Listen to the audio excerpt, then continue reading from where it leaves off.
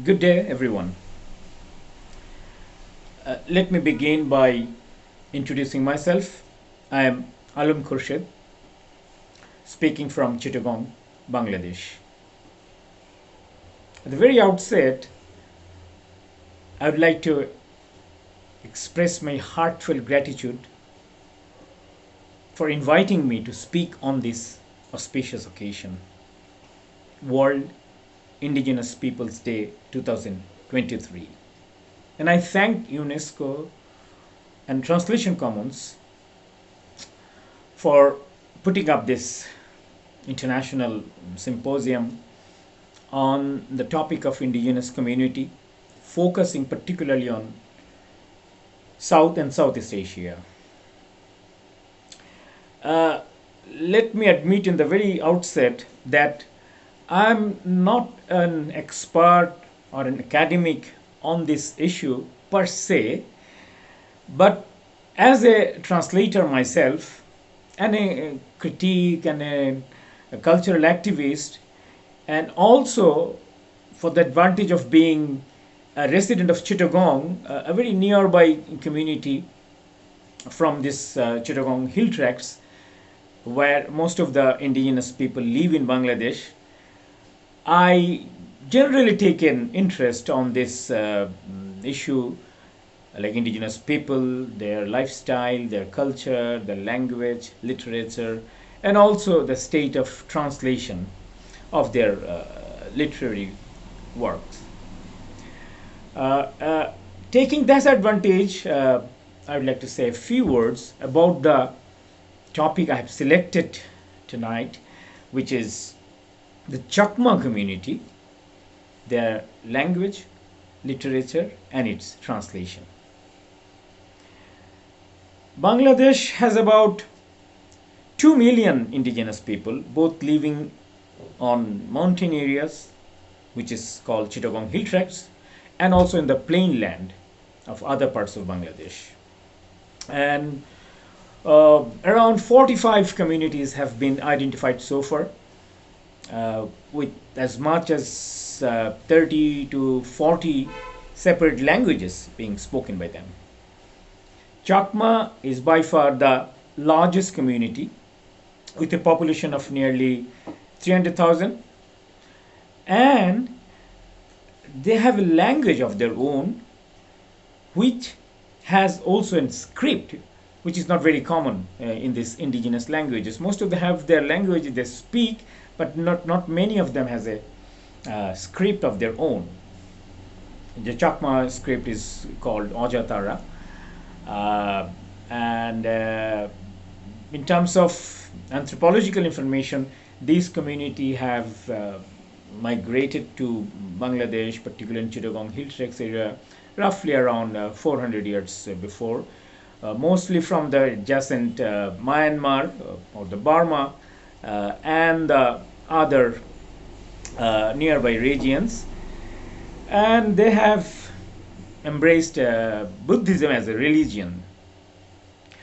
They speak the language which is precisely known as Changma, not really Chakma, Changma language, which is a kind of affinity with some dialects of Chittagonian language, the plainland language in Chittagong. So much so that there is an understanding that this is basically an ultimate culminating point of the Chittagonian language, which linguists like Dr. Suniti Kumar Chatterjee, Dr.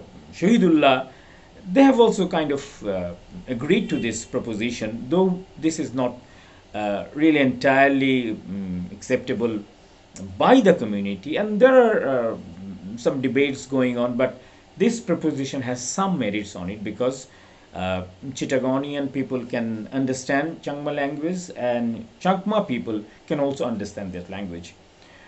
But the script, if you say the script wise, there's old Chakma script is not really in use these days, but it used to be used quite frequently in earlier days in their religious texts, like Gozen Lama, that's a very earlier literary text by poet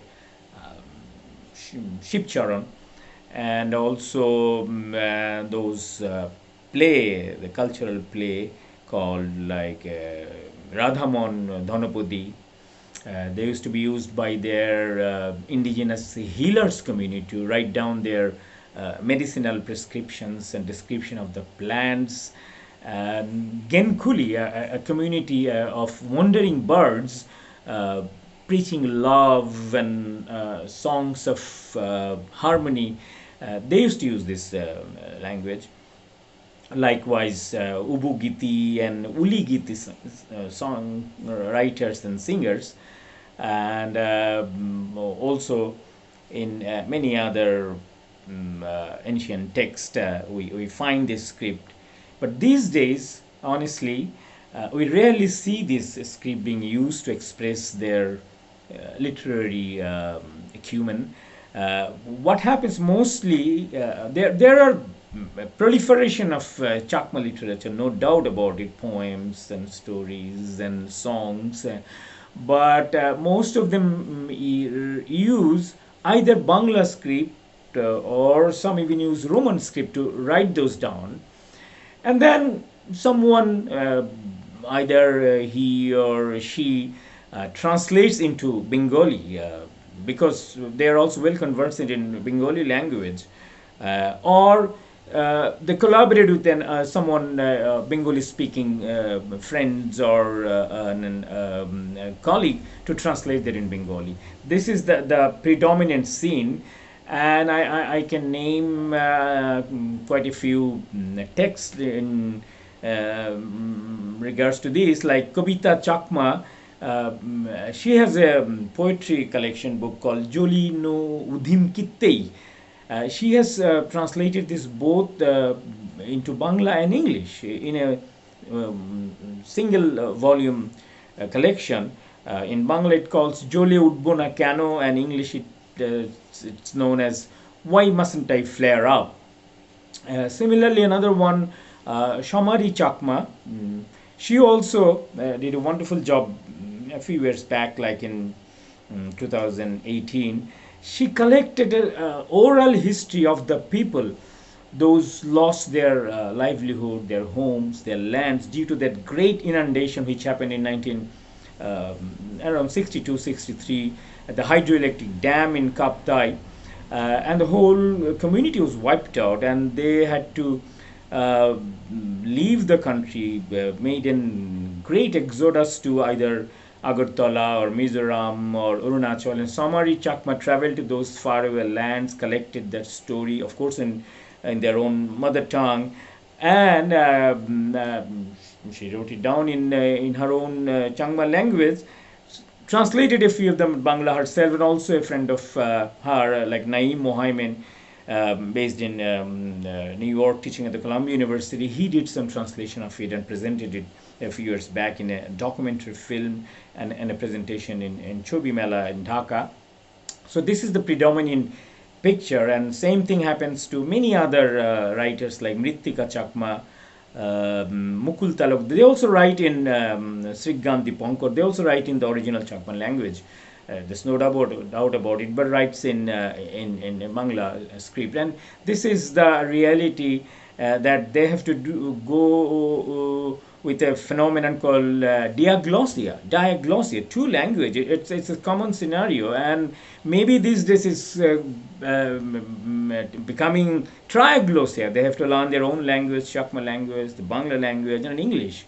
And accepting this reality, I think they can do a good job in creating awareness of the literature, in translating it, in sustaining it in a larger scale, because the Chakma people has